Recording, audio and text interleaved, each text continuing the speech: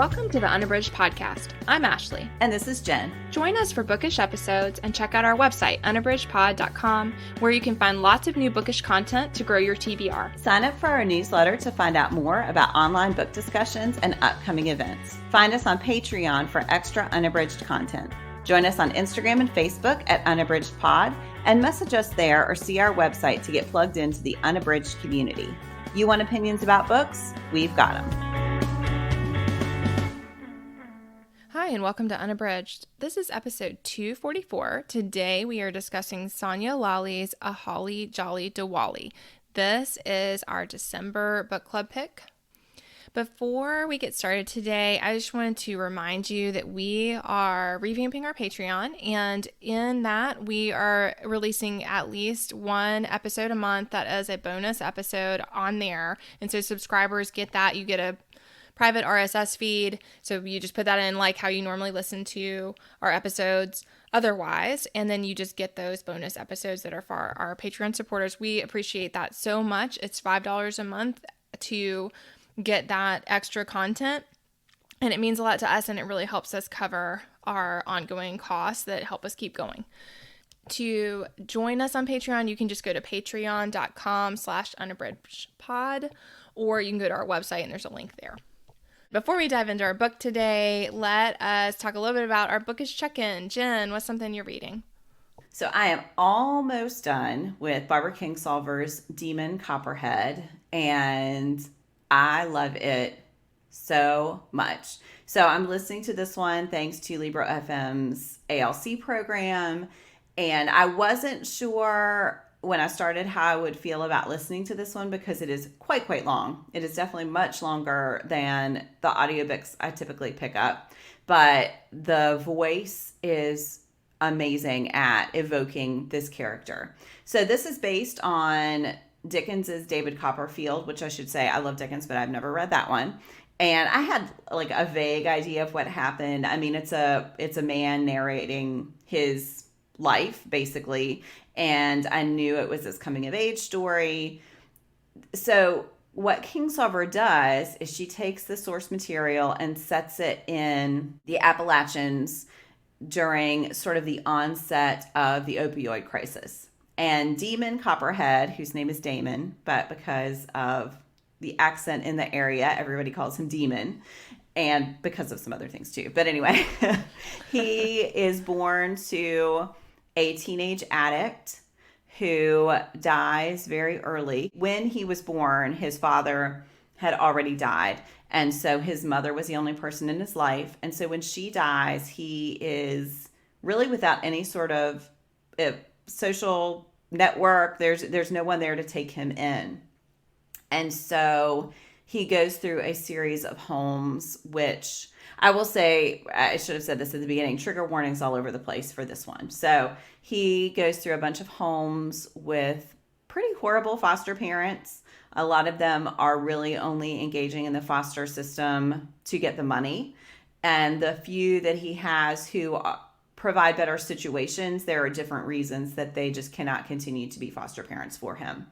And it runs, so right now I am at the part where he is a teenager. I'm not sure how much more of his life it's going to cover, just because I am quite close to the end. But I do know that he makes it because he's narrating this as an adult looking back on his life. But he goes through his own issues with addiction, his own issues that happened just because of the trauma early in his life. And the people who try to reach out later and become support systems have their own issues. Kingsolver, we've talked about her on the pod before. She is just a phenomenal writer, but it's been a while since I've seen her write like this, just with this single voice that is so distinctive, this character who has so much personality and is so funny and so smart in ways that sometimes go unrecognized by the people around him. And there are people out there who are really pulling for him, and yet they sometimes have a hard time breaking through the system that is just keeping him down, and a lot of people in his community down. And it becomes very clear, we read Job Sick on the podcast. I read Empire of Pain by Patrick Radden Keefe recently. We know the way that pharmaceutical companies preyed on communities, just like the one he's part of. And you see that happening in such an intentional way. And there are people in the community who are trying to put a stop to it before it happens, but individual people just cannot make the difference. And yeah, so that is definitely a part I've been focusing on a lot. But I also just love Demon. I just love him so much. And he's one of those characters that you're just rooting for the whole time, even though there are some choices that he makes that are just telegraphed well ahead of time. And yeah, so it's a tough book to read at times, but I think the humor kind of balances the trauma that we see. So it has just been a great reading experience. I love it so much, and I can't wait to see how it all wraps up. So yeah, that is Barbara Kingsolver's Demon Copperhead, and I highly recommend it. Yeah, that one's definitely on my list. And it is a little intimidating because it's very chunky. But yes. Do you want to read it? Yeah, and part of me is a little sad that I'm not reading it in the print, because I'll hear these quotations that I desperately want to highlight because they're just, he's so wise and he's so perceptive.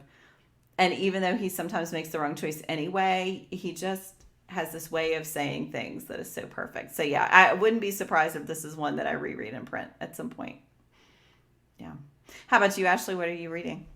One of the ones I'm reading right now is Beth O'Leary's The Road Trip. Longtime listeners probably know that I love Beth O'Leary's other work that I have read. I've read both The Flat Share and also The Switch, and I liked both of those a lot. This one is, the premise is in the present day, so there are two timelines. There's like now and then. And in the present day, the main characters are Addie and Dylan, and they are clearly no longer together, but were together in the past. They are both on their way to a wedding of a mutual friend, and very early on, they are in a car, like they're in separate cars. They're in a car accident together. And so because of that, they wind up with a mixed bag of people, all of whom have baggage. They wind up in this car together, so to go to this wedding that's in Scotland. You're seeing them on this long road trip trying to get to this destination. Her sister is also in the car, and his friend, who is very brother-like, is in the car. And then there's a fifth person who is a random rider who's also going to the wedding. And so it is it's a funny premise, and uncomfortable, and all the awkward situations that you think might ensue are happening. And so there's some of that, and then you start to get the backstory of when they first met and what their relationship was like.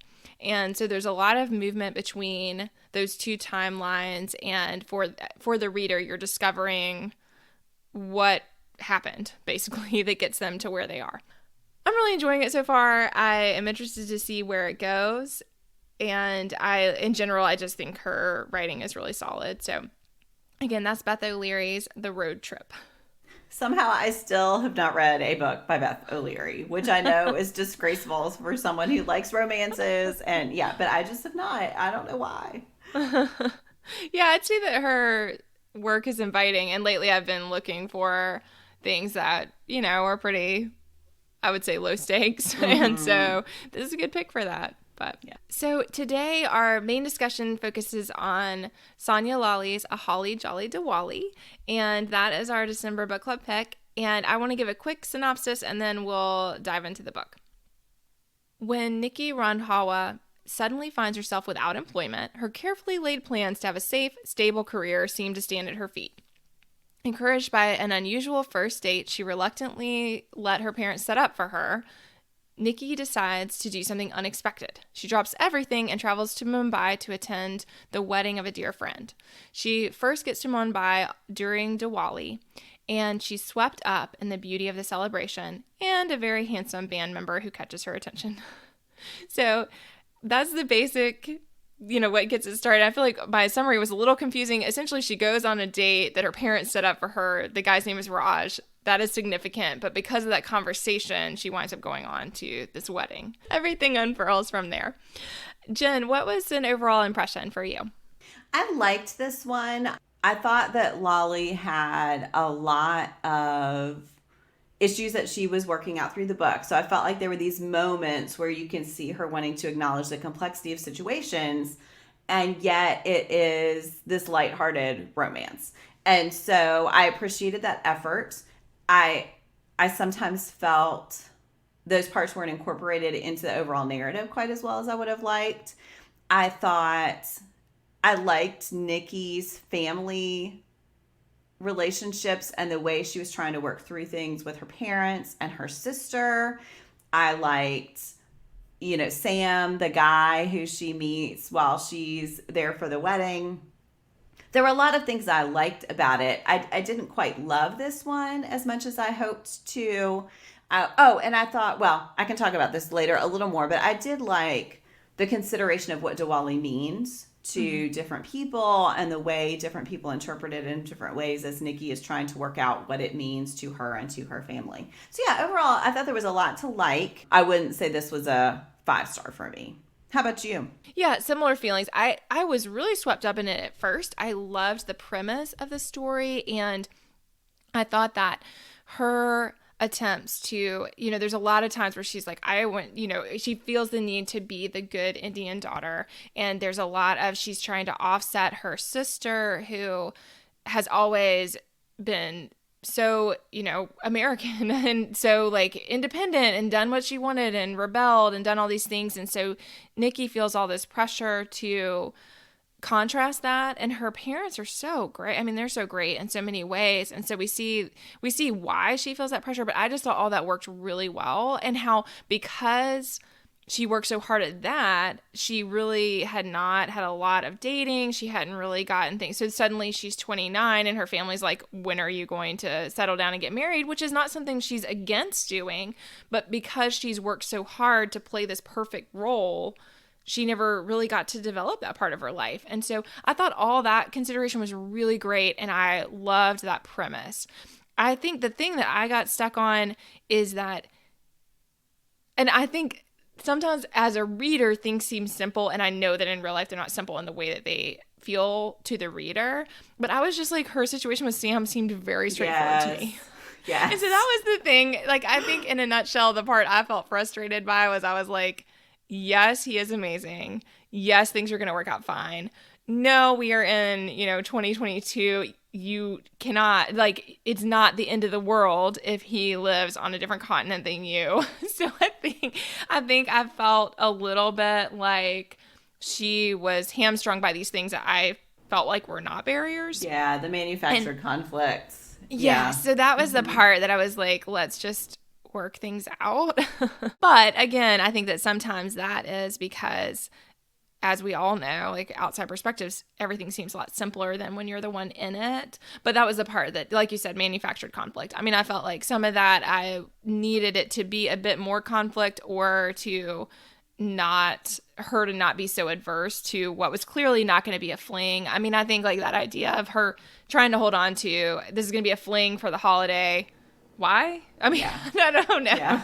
So that was the part. But beyond that, which I did get a little caught up, and I have trouble with that in romances sometimes. I've shared that many times on the podcast.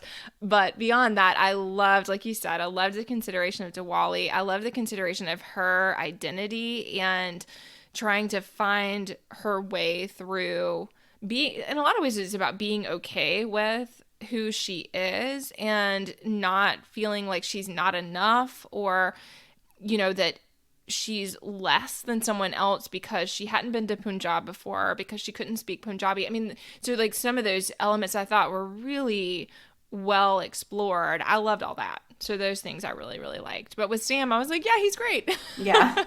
Problem solved. Awesome. So yeah, that part. And the friendships, I liked those a lot too. I thought her friendship with Dia was really great. What about you, Jen? What is something that worked for you? So I thought that consideration of feeling like there are these rules you have to follow, and that if you do, then you deserve something in return. Like you would deserve things to just work out without any conflict or any issues, that everything should then be easy, was interesting, because I do feel like there's this idea, she had this job, she did her school, she hadn't dived into a lot of the risk-taking behaviors that her sister did. And so I thought, you see her feeling like she deserves something in return. Like, that made a lot of sense to me. I think that it makes a lot of sense for her to think that. It makes sense in her brain, but it also makes sense to us.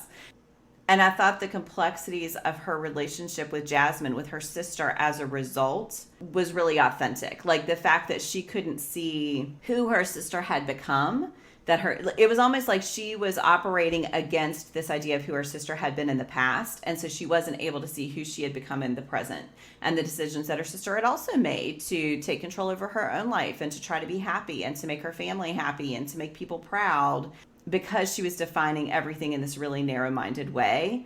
It sounds like a negative, but I thought it was an authentic thing for the character to have to work through. And, even in her company, this idea that she had been promoted because she was so great, but then that very promotion made her not integral to the company anymore. And yeah, she felt like she had earned her way into the company, and yet there's no appreciation on their side for that fact. It felt like those echoes through her life made a lot of sense. And so I liked that part of it a lot. I thought that was a nice, nuanced part of her character, and a place where she really had to work to change. I think she had also been operating on this assumption that her parents felt a certain way. And so I think that conflict between what she thought other people felt and what they actually thought and felt worked really well. And the fact that she actually needed to listen to them and talk to them to find out what they thought and felt about things. I think we all have to have those moments where we're like, oh, I was operating under this series of assumptions that is not really true, or used to be true but isn't true anymore. Anyway, so that all worked for me. I think that was a little rambly, so I'm sorry. But I was kind of working my way into my thought there. But anyway, what's one thing that worked for you, Ashley? So one thing that did really work for me was the sister relationship. I feel like you already touched on that, Jen. So I'm going to talk instead about Sam's mom and how I just loved her as a character. And I think that there were a lot of things that were really powerful to me about it, but I think that something that I loved was just seeing how she could still honor tradition, but also recognize the things that have to change.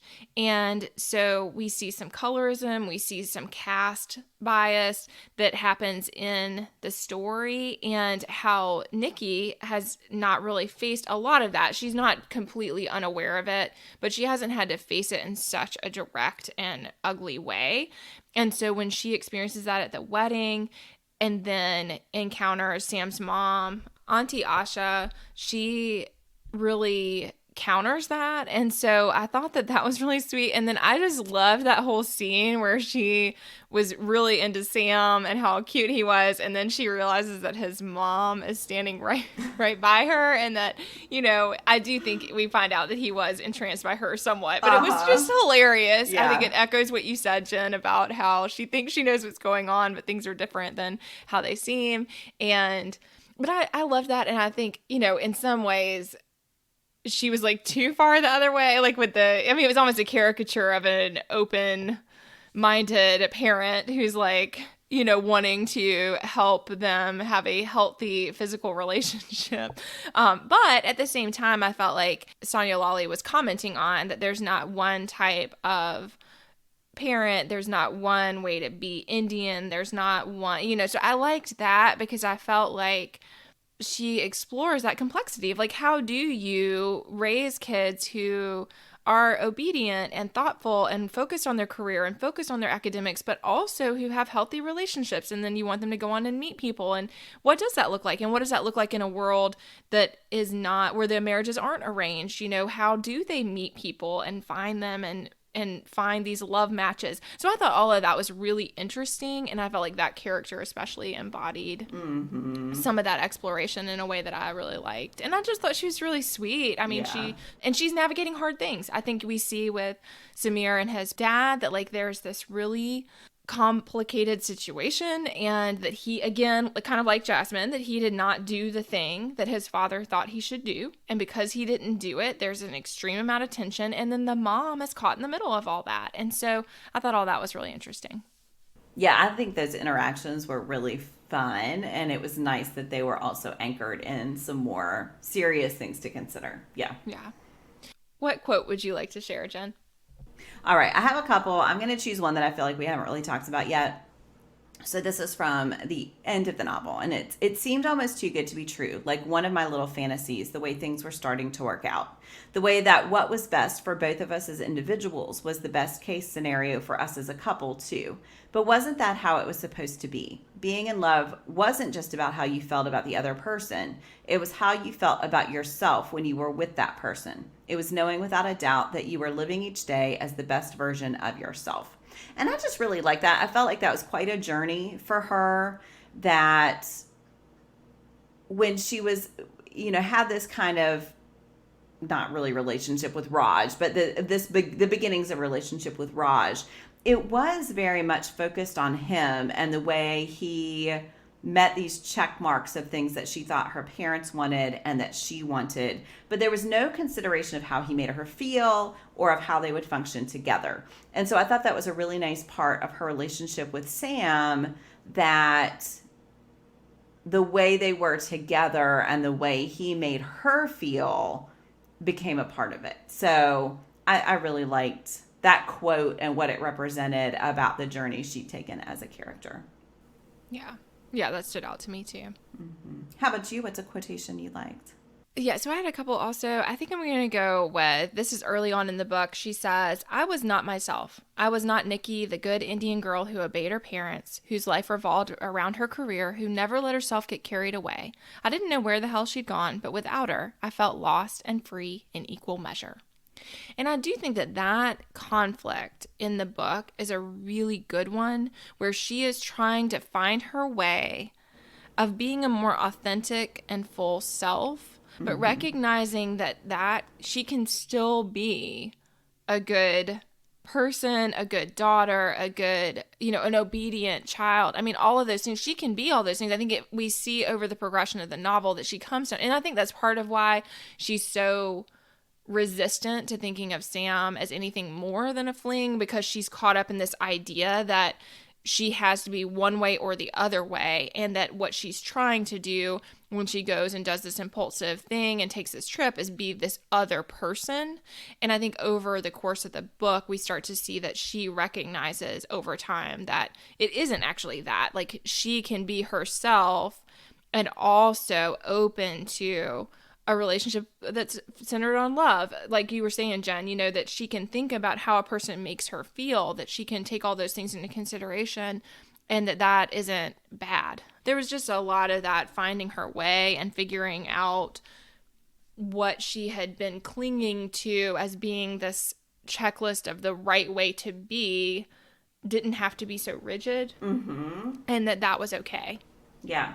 Well, and that the reason her parents wanted that for her was for her. It wasn't that they wanted that for themselves. I mean, maybe in some level, but they really wanted her to be happy, and they were supportive. They just thought that was the way that she would be happy. And so, yeah, I thought that was nice too, because her parents are so great and so nurturing. And yet she has this really interesting idea of what they want and why they want it. So let's talk about pairings. Jen, what is your pick for a pairing for this book? So I have a pairing, but I want to go in with a warning here that the tone of this one could not be more different. So, but topically, I thought there were some interesting parallels. So I am recommending Thrity Umrigar's Honor, and the connection I saw here is that this is about a woman named Smita, and she was born in India, but when she was a teenager, her family moved to America, and she has not been back since because of some horrific things that happened. And she is a journalist who, through the course of some things happening with her organization, ends up having to go to India to cover a story that was someone else's. And she has to confront both what happened to her and to her family when she was a teenager, and also think about what India really means. So she has some very negative ideas, stereotypes, impressions because of her experience, and she sees that as a whole of what India is. And yet, as she is doing this research for this article that she has to write, which is about something very negative, she also experiences some of the positive things about the country of her birth. And I thought that, like Nikki, Nikki has some really negative experiences while she's in India, and yet she comes to realize the nuance and complexity of the country and to realize that it's not just one thing, and that all countries have both positives and negatives. And so that part of it, I thought, made Honor a really good pairing. Now, again, the tone is very different. There are trigger warnings all over the place, so proceed carefully. But I really liked that acknowledgement and that exploration of the idea that no one description of a country can encompass all that it means. And that even for people who live there or who have lived there, that is true. So she felt like because she was born in India, she knew everything she needed to know and she could judge it as being this thing. And then she realizes when she returns that, of course, there's more than just that experience that she had. So that is Thrity Umrigar's Honor, and it is a beautiful book. But yeah, again, total tone switch. So Yeah, I remembered you talking about that one before, Jen, and when I saw it on the list, I was like, oh, that sounds very different then. But yeah, I can see those parallels. It is one I definitely want to read after hearing, but you talk about it. yeah. How about you, Ashley? What's your pairing? I am torn. I had several that really came to my mind, and I think each of them are good pairings, but I am actually going to go with Gene Meltzer's The Matzah Ball. And that is because I think each of them are good pairings, but I am actually going to go with Gene Meltzer's The Matzah Ball. So we read this one as our book club pick 2021, sometime in 2021.